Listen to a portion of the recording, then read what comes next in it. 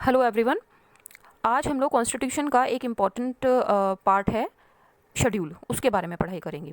देखिए कॉन्स्टिट्यूशन के अंदर आर्टिकल्स हैं, है ना। आर्टिकल्स, सारे आर्टिकल्स किस में डिवाइडेड हैं? वो पार्ट्स में डिवाइडेड हैं, ठीक है। पार्ट्स मतलब 22 भाग हैं हमारे संविधान के, और उसके साथ में ही 12 जो हैं वो अनुसूचियां हैं। 12 सूचियां हैं, मतलब इसके पहले 8 सूचियां हुआ करती थी जब संविधान का निर्माण हुआ, लेकिन समय के साथ में उसमें 4 जो अनुसूची हैं वो ऐड हो गई हैं, ठीक है। अब इसमें समझते ही है क्या। देखिए ये काफ़ी इंपॉर्टेंट पार्ट है, ये पूरा का पूरा इसमें से कहीं से भी क्वेश्चन आ जाता है। जैसे फर्स्ट शेड्यूल जो है वो किससे रिलेटेड है, इस तरह से इसमें क्वेश्चन काफ़ी एग्जाम्स में पूछे जाते हैं। तो जो फर्स्ट शेड्यूल है वो क्या है? वो संबंधित है नेम ऑफ द स्टेट्स, राज्यों के या संघ शासित प्रदेश, यूनियन टेरिटरीज, इनके नामों से वो जुड़ा हुआ है जो फर्स्ट शेड्यूल है। इसमें आर्टिकल्स कौन से हैं? जैसे कि फर्स्ट और फोर्थ आर्टिकल इसमें कवर होता है। उसके बाद जो दूसरी सूची है, दूसरी अनुसूची, उसमें क्या है? उसमें है इमोल्यूमेंट्स, अलाउंसेज एंड प्रिविलेजेस, है ना। मतलब जैसे काफ़ी सारी जैसे पोस्ट हैं, कौन कौन सी? जैसे पद, प्रेसिडेंट ऑफ इंडिया, राष्ट्रपति, ठीक है ना, राज्यों के गवर्नर, लोकसभा के स्पीकर और डेप्यूटी स्पीकर, राज्यसभा के चेयरमैन और डेप्यूटी चेयरमैन। उसके साथ में लेजिस्लेटिव असेंबली जो स्टेट्स में होती है, विधानसभा, उनके स्पीकर और डेप्यूटी स्पीकर। साथ में विधान परिषद, लेजिस्लेटिव जो काउंसिल है स्टेट्स में, उनके चेयरमैन और डेप्यूटी चेयरमैन। हाई कोर्ट के जजेस, सुप्रीम कोर्ट के जजेस और कैग, इन सब की जो सैलरीज और पूरा का पूरा जो अलाउंसेज है वो सारा किस में डिस्क्राइब है? वो है पूरा का पूरा सेकंड शेड्यूल के अंदर, ठीक है। याद करना बहुत आसान है। फर्स्ट में नेम याद कीजिए, सेकंड में आप इमोल्यूमेंट्स करके और उसको बस याद कर लीजिए कि सेकंड में इमोल्यूमेंट्स है। आर्टिकल्स इसमें है कौन कौन से? 59, 65, 75, 97, 125, 148, 158, 164, 186 एंड 221, ये आर्टिकल्स इसमें कवर हुए हैं।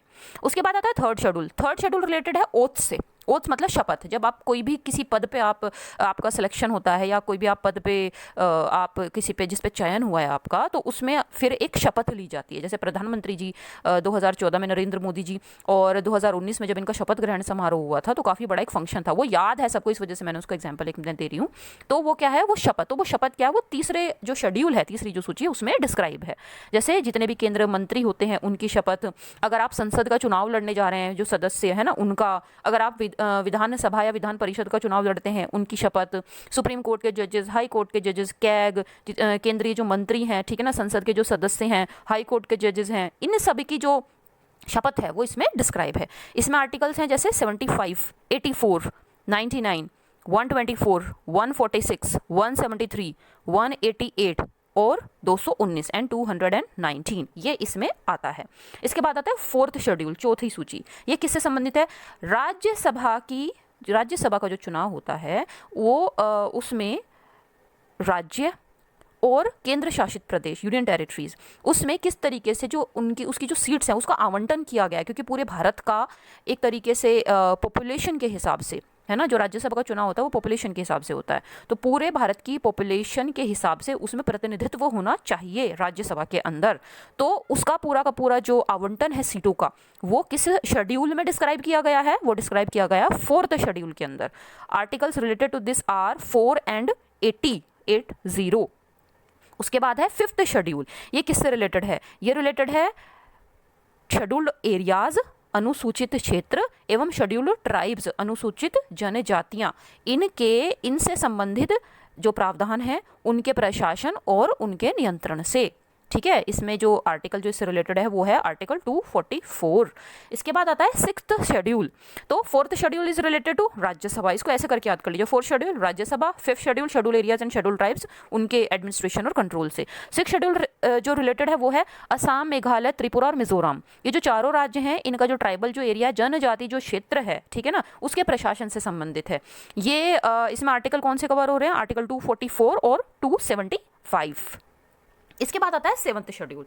देखिए सेवंथ शेड्यूल जो है वो उसके अंदर जो केंद्र सरकार और राज्य सरकार जो कार्य करती है, वो जो कार्य हैं, मतलब वो जो विषय हैं, है ना, जैसे हेल्थ हुआ, जैसे एजुकेशन हुआ, है ना, जैसे लॉ एंड ऑर्डर, जैसे डिफेंस, ये सारे के सारे जो काम है ये डिवाइडेड हैं, सही है। तो ये 3 लिस्ट में ये डिवाइडेड हैं।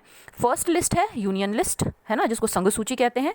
दूसरी है स्टेट लिस्ट, जिसको राज्य सूची कहते हैं। और तीसरी है कॉन्करेंट लिस्ट, जिसको समवर्ती सूची कहते हैं।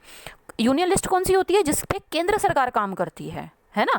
स्टेट लिस्ट कौन सी होती है, सब्जेक्ट्स डिवाइडेड, जैसे कि पॉलिटिकल साइंस का सब्जेक्ट पॉलिटिकल साइंस का टीचर पढ़ाएगा और मैथ्स का सब्जेक्ट जो है वो मैथ्स का टीचर पढ़ाएगा। तो ये क्या हुआ, ये डिवीजन ऑफ वर्क हो गया। इसी तरीके से केंद्र सरकार में भी डिवीजन ऑफ वर्क होता है, राज्य सरकार में डिवीजन ऑफ वर्क होता है। और क्योंकि हम लोग एक फेडरल सिस्टम में रह रहे हैं, है ना, संघीय क्षेत्र में रह रहे हैं हम लोग, संघीय हमारा पूरा सिस्टम है, व्यवस्था है, तो उसमें क्या है, जिससे कि कोई भी एक तरीके से किसी चीज के ऊपर एक तरह से डबल अथॉरिटी ना आए, है ना, सिंगल अथॉरिटी रहे और काम का ओवरलैपिंग ना हो। तो इसलिए for the smooth functioning of the system तो कार्यों को डिवाइड किया गया। सही है, तो ये क्या है, इस तरह से डिवाइड किया गया। यूनियन लिस्ट के आधार पे केंद्र सरकार काम करती है, स्टेट लिस्ट के आधार पे राज्य सरकार काम करती है, और कॉन्करेंट लिस्ट समवर्ती सूची पे दोनों काम करते हैं। अब समझिए, अगर कॉन्करेंट लिस्ट में केंद्र सरकार ने भी कानून बनाया, राज्य सरकार ने भी कानून बनाया, लेकिन क्योंकि हमारा फेडरल सिस्टम तो है, लेकिन उसमें क्या, केंद्र ज्यादा पावरफुल है, ये हमने कनाडा से लिया है ना, केंद्र ज्यादा पावरफुल है। तो इस वजह से अगर वो दोनों एक विषय पे दोनों ने ही कानून बना दिया है, लेकिन कानून किसका माना जाएगा, माना जाएगा केंद्र सरकार का। तो इस तरह से ये पूरा जो कार्यों का जो है वो विभाजन किया गया था। अब देखिए, जो केंद्र सूची है, इसमें ओरिजिनली जब संविधान बना 97 सब्जेक्ट्स थे, अभी 100 है, ठीक है ना। जो स्टेट लिस्ट है उसमें ओरिजिनली 66 सब्जेक्ट थे, अभी 61 है। और जो कॉन्करेंट लिस्ट है, जिसमें दोनों जो कानून है बना सकते हैं, उसमें 47 सब्जेक्ट्स थे, अभी उसमें 52 सब्जेक्ट्स हैं। क्लियर हो गया। तो ये क्या है, इसको ऐसे याद कर लीजिए, simple. Seven schedule is related to list. इसके बाद आता है 8th शेड्यूल, बहुत इंपॉर्टेंट है। 8th शेड्यूल क्या है, लैंग्वेजेस से रिलेटेड है। हमारे संविधान ने किन किन भाषाओं को, इसमें जो 7 शेड्यूल से रिलेटेड आर्टिकल है 246, ठीक है। इसके बाद आता है 8th शेड्यूल। 8th शेड्यूल में क्या है, जो हमारे संविधान ने जिन भाषाओं को रिकॉग्नाइज किया है ना, कौन कौन सी जैसे भाषाएं हैं। शुरुआत में 14 भाषाएं थी, 14 भाषाओं को संविधान ने एक तरह से माना था। अभी जो है 22 भाषाएं हो गई हैं, 22। इसमें जो आर्टिकल रिलेटेड हैं वो कौन कौन से आर्टिकल्स हैं, 344 एंड 351। देखिए, शुरुआत के अंदर 14 भाषाएं थी, असामीज, बंगाली, बोडो। इसको याद करने में क्या है, आप ऐसे ना इस पूरे एक भारत का नक्शे को सोचिए, है ना, भारत का नक्शा। और आपको जैसे हमें इतना तो पता ही है सारा का सारा कौन कौन से राज्य कहाँ कहाँ पे हैं, तो इसके हिसाब से जैसे असामीज, तो आप क्या कीजिए, पहले पूरी हम लोग नॉर्थ ईस्ट की देखते हैं, है ना। तो नॉर्थ ईस्ट की कौन कौन सी, जैसे असामीज हो गई नॉर्थ ईस्ट की, ठीक है ना। इस तरीके से आप पहले पूरी नॉर्थ की भाषा नॉर्थ ईस्ट की समझिए, फिर साउथ में आ जाइए, साउथ की कौन कौन सी भाषाएं, ठीक है ना, जैसे कन्नड़ आ गई साउथ में, ठीक है ना, जैसे मलयालम आ गई साउथ में, ठीक है। इस तरीके से जो साउथ की जो लैंग्वेजेस हैं उनको हम लोग कर लें। फिर आ जाएं हम लोग वेस्ट में, ठीक है ना। वेस्ट में कौन कौन सी, जैसे गुजराती आ गई, ठीक है ना, जैसे कोंकणी आ गई, है ना, ये वेस्ट की आ गई, मराठी आ गई, है ना। और उसके बाद आ जाइए नॉर्थ इंडिया में, तो नॉर्थ इंडिया की कौन कौन सी लैंग्वेजेस है, जैसे कि कश्मीरी आ गई नॉर्थ इंडिया की, है ना, जैसे पंजाबी नॉर्थ इंडिया की आ गई है। ये जो सारी की सारी जैसे ये लैंग्वेज है, हिंदी, संस्कृत, है ना, ये इसमें कवर की गई है, ठीक है। तो 14 लैंग्वेजेस थी। उसके बाद क्या हुआ, 21वां संविधान संशोधन जो कि 1967 में हुआ था, उसके द्वारा सिंधी को इसमें ऐड किया गया। तो सिंधी थी, ये भी ऐसे क्वेश्चन आता है कि which was the 15th language recognised by the constitution, है, ठीक है ना, added in the constitution in the 8th schedule, ठीक है। कौन सी है, वो सिंधी है, जो कि 21वें संविधान संशोधन के द्वारा हमारे संविधान में जोड़ी गई थी। इसके बाद हुआ था 1992 में, 1992 में 71वां संविधान संशोधन, 71st अमेंडमेंट एक्ट। ये हुआ था कैसे, कोंकणी, इसमें कौन कौन सी भाषा ऐड हुई थी, कोंकणी, गोवा, मणिपुरी, ठीक है ना, और नेपाली। ये तीनों भाषाएं जो हैं वो 1992 में जोड़ी गई थी, ठीक है। 71वां संविधान संशोधन हुआ था, सही है। उसके बाद है 2003 में तीसरा संविधान संशोधन हुआ इससे रिलेटेड, जो कि कहा जाता है 92वां संविधान संशोधन, और उसके द्वारा 4 भाषाएं इसमें ऐड की गई थी, बोडो, डोंगरी, मैथिली और संथली। सही है, ये चारों की चारों भाषाएं, बोडो, डोंगरी, मैथिली, संथली, ये चारों भाषाएं 2003 में ऐड की गई थी, ठीक है। तो ये जो 14 लैंग्वेजेस हैं, इनसे भी क्वेश्चन आता है कि कौन से लैंग्वेज इसमें है, उसमें आपको चॉइस दे दी जाएगी। और साथ में ये जो 3 संविधान संशोधन है, 1967 का सिंधी, 1992 का ये कोंकणी, मणिपुरी और नेपाली, इनमें से पूछा जा सकता है। और उसके बाद 2003 में जो हुआ था वो कौन सी ऐड हुई थी, या ये भी आता है कि लास्ट कौन सी भाषा है जो ऐड हुई है, तो ये चारों भाषाएं लास्ट है ये जो ऐड हुई है, ठीक है ना। इसमें से कई तरह से क्वेश्चन आ सकता है। इसके बाद आता है शेड्यूल 9th शेड्यूल।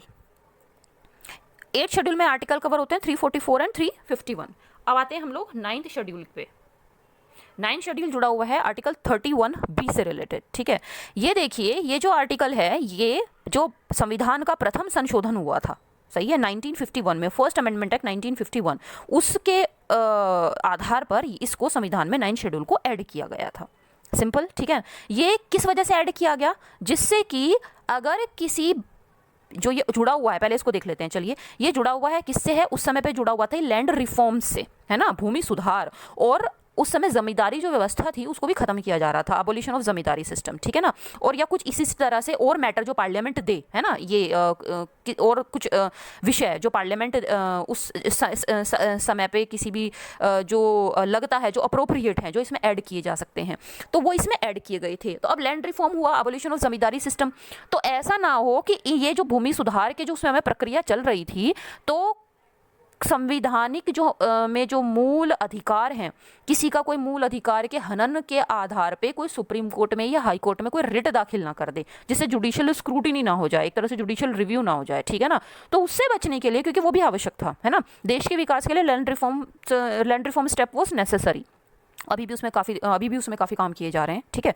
तो इस वजह से इस जो अमेंडमेंट था ये किया गया था और 9 शेड्यूल को संविधान में ऐड किया गया था, सही है। शुरुआत में इसमें 13 जो एक्ट्स थे वे थे, है ना, और प्रेजेंटली 282 के आसपास इसके अंदर एक्ट्स हैं, ठीक है। लेकिन अब हुआ क्या, 2007 में माननीय सुप्रीम कोर्ट ने एक निर्णय दिया, और उस निर्णय के आधार पर ये अब है कि 24 अप्रैल 1973 1973 के बाद जो भी इसमें ऐड किए जाएंगे आर्टिकल्स, जो भी इसमें लॉज ऐड किए जाएंगे, उनका जुडिशियल रिव्यू होगा, सही है। तो 9 schedule was related to land reforms and zamindari system initially, है ना। और इसमें कुछ और भी बाद में क्या होता था, सरकारें ना जैसे जिस पे नहीं चाहती कि सुप्रीम कोर्ट उसको संज्ञान में ले, तो क्या करती थी, जैसे कोई भी नियम बनाया, कानून बनाया, तो उसमें बनाया, संसद में पारित किया और उसको जोड़ दिया किसमें, 9 शेड्यूल में। तो इससे क्या होता था, जो जुडिशियल रिव्यू है ये देखना, जैसे due procedure of law, procedure established by law, जो हमने लास्ट क्लास में पढ़ा है ना, कि वो कानून सही भी होना चाहिए और वो फेयर भी होना चाहिए, है ना। तो वो रिव्यू नहीं हो पाता था उसका, तो सुप्रीम कोर्ट ने बाद में इसको चेंज कर दिया, अभी इसका रिव्यू होता है। तो 9th is related to 31B, simple. अब आता है 10th शेड्यूल। 10th शेड्यूल काफ़ी फेमस शेड्यूल है। 10th शेड्यूल में क्या हुआ था, 10th शेड्यूल जो है ये राजीव गांधी जी के समय पे ये ऐड किया गया था, उस समय वो प्रधानमंत्री थे, ठीक है ना। ये रिलेटेड है आर्टिकल 102 और 191, 102 एंड 191 से रिलेटेड है। पहले क्या होता था, देखिए बहुत सारी सरकारें, और ये काफ़ी 1980 और क्या बोलते हैं 1990 के दशक में ये बहुत ज़्यादा ये चीज़ हुई है। मतलब जैसे कि सरकार बनी, है ना, और वो हाउस जो है हंग हो गया, या हंग भी नहीं हुआ हाउस, कुछ एक पार्टी के सदस्य पार्टी छोड़ी दूसरी में शामिल हो गए, है ना, खरीद फरोख्त का एक तरह से जो सिस्टम हुआ करता था। तो इसको बोला गया, ये जो शेड्यूल है ये ऐड किया गया 52nd अमेंडमेंट एक्ट, जो कि 1985 में हुआ था, उसके द्वारा इसको उसमें ऐड किया गया। इसको बोला जाता है एंटी डिफेक्शन लॉ, ठीक है ना। और इसमें कुछ शर्तें लागू की कि आप किस तरीके से, अगर आपको एक पार्टी छोड़नी आप दूसरी में जा सकते हो, तो उसके क्या आधार होंगे। ऐसा नहीं कि मन किया, एक ने ज़्यादा जो भी उस समय लालच दिया और वो जाके दूसरी पार्टी में शामिल हो गए, है ना। तो इस तरीके से क्या है, उनकी फिर संसद की जो सदस्यता है, अगर ऐसा कोई सांसद करता है तो उसकी संसद की सदस्यता खत्म कर दी जाती है। मेन बात यहाँ पे ये है, ठीक है ना। तो ये रिलेटेड है किससे, disqualification of the members of parliament और स्टेट लेजिस्लेचर्स, ठीक है ना। क्यों, क्योंकि उन्होंने अपने हित के लिए, है ना, अपने हित के लिए एक व्यवस्था को चोट पहुंचाई। तो इस वजह से ये पार्लियामेंट और स्टेट लेजिस्लेचर्स के जो सदस्य होते हैं उनके डिस्क्वालिफिकेशन, उनकी जो सदस्यता है उसको समाप्त कर दिया जाता है। तो 10 schedule is related to anti defection law, simple, इसको ऐसे याद कर लीजिए, रट लीजिएगा बिल्कुल, ठीक है ना। इसके बाद आता है 11th schedule and 12th schedule. 11वां जो अनुसूची है ये पंचायत से रिलेटेड है, बिल्कुल सिंपल है, ठीक है ना, ये पंचायत से रिलेटेड है, ठीक है। 1992 में 73वां संविधान संशोधन हुआ था, है ना, जो कि रिलेटेड है, 73वां मतलब 73rd, ये रिलेटेड है किससे, ये पंचायत से रिलेटेड है, ठीक है। और इसमें 29 मैटर्स मतलब सब्जेक्ट्स, जैसे कि स्टेट के हैं, जैसे यूनियन के हैं, जैसे कॉन्करेंट लिस्ट है, और इसी तरीके से जो ग्राम पंचायत है, जो ब्लॉक है, जिस पे ब्लॉक प्रमुख बनता है, जो जिला पंचायत है, वे इन पे काम कर सकती हैं, ठीक है ना। तो 29 मैटर्स इसके अंदर हैं, ठीक है ना। और 12th शेड्यूल जो मैं बताऊंगी हुआ किस वजह से है, ये 11th schedule is related to 243G, है ना, G फॉर ग्रास, 243G, ठीक है। और उसके बाद 12th शेड्यूल जो है वो रिलेटेड किससे है, म्यूनिसिपैलिटीज से रिलेटेड है, इसमें 18 मैटर्स हैं, ठीक है। और ये 74th अमेंडमेंट हुआ था, ये हुआ था 1992 के अंदर, ये 243W से रिलेटेड है, W, ठीक है। अब ये हुआ क्या, देखिए ऐसा था कि हमारे यहाँ पे पंचायत व्यवस्था तो काफ़ी पुरानी चली आ रही है, लेकिन ऐसा होता था कि कहीं कहीं पे जैसे कि चुनाव हो गए, अभी क्या है लोकसभा का चुनाव हुआ या फिर स्टेट असेंबलीज का जो चुनाव होता है या किसी अन्य पद का, तो उसमें क्या होता है 6 महीने के अंदर विद इन 6 मंथ्स आपको दूसरा चुनाव करवाना पड़ता है ना। जैसे 2019 में चुनाव हुआ, 2024 में लोकसभा का चुनाव होगा, तो 19 में जो चुनाव हुआ था, तो एक जब टाइम 5 पीरियड का खत्म होगा तो नेक्स्ट जो 6 मंथ्स होंगे उसके अंदर दूसरी पार्लियामेंट का सरकार का गठन आवश्यक है। सही है। अब ये क्या है, ये पूरा कॉन्स्टिट्यूशन में इसको कॉन्स्टिट्यूशनली इसको डिफाइन किया गया है। अब ये चीज़ क्या है, ये कन्वेंशन के बेसिस पे पंचायत में चली आ रही थी। तो होता क्या था, अब ये तो व्यवस्था के अंदर है कि चुनाव होंगे, लेकिन बहुत सारे ऐसे राज्य थे, जैसे कि इसमें सबसे वर्स्ट एग्जाम्पल किसका है, जम्मू कश्मीर का एग्जाम्पल है, और साथ में एग्जाम्पल किसका, बिहार का। यहाँ पे क्या होता था, एक प्रधान बन गया गाँव का या एक ब्लॉक प्रमुख बन गया, है ना, और वही था 12th शेड्यूल जो ऐड किया है उससे रिलेटेड म्यूनिसिपैलिटीज के अंदर जैसे नगर panchayat, municipal council, municipal corporation, उसमें भी यही हालात थे। तो उसमें क्या होता था कि जैसे कि एक बन गया और फिर वो चला आ रहा है, वो पीढ़ी दर पीढ़ी, वो भी और फिर उसका बेटा भी, और वही मतलब कई कई योजना वही प्रधान रह जाते थे बिना चुनाव किए हुए, क्योंकि वो लोग दबंग होते थे। ठीक है ना, power of money man and muscles.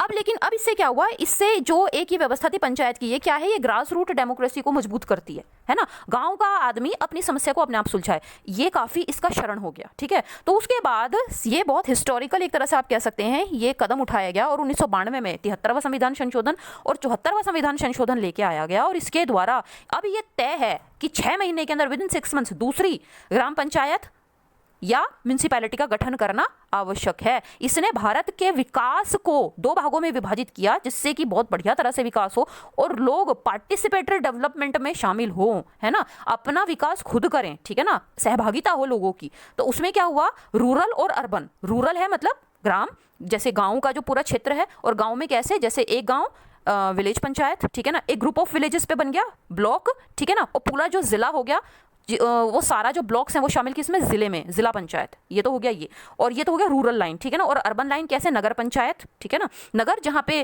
छोटी छोटी जो सुविधाएं हैं, गांव से ज़्यादा हैं वो सुविधाएं हैं। ठीक है ना, टाउन एक तरह से आप कह सकते हैं। ठीक है, वो हो गया। उसके बाद एक बीच का जो ट्रांजिशनल फेज है उसमें आता है म्यूनिसिपल काउंसिल। म्यूनिसिपल काउंसिल जो पूरा शहर तो नहीं है मतलब एक तरह से, लेकिन फैसिलिटीज़ पूरी आ गई हैं, वो गया म्यूनिसिपल काउंसिल। और 10 लाख की पॉपुलेशन या उसके ज़्यादा पे क्या होता है, म्यूनिसिपल कॉर्पोरेशन। सही है, ये बन गया है। तो अब ये है पूरा का पूरा जो मैंने आपको बताया है, इस तरीके से 11th शेड्यूल और 12th शेड्यूल को ऐड किया गया था। इसमें डिटेल में एक अलग से मैं वीडियो बनाऊंगी फिर। ठीक है, तो ये हो गया पूरा शेड्यूल। आई होप आप लोगों को बिल्कुल क्लियर हो गए होंगे कि व्हाट इज शेड्यूल और ये किस तरीके से कैसे इनके अंदर जो चीज़ें हैं वो जुड़ी हुई हैं। अब हम लोग नेक्स्ट क्लास में मिलते हैं। Take care and happy reading.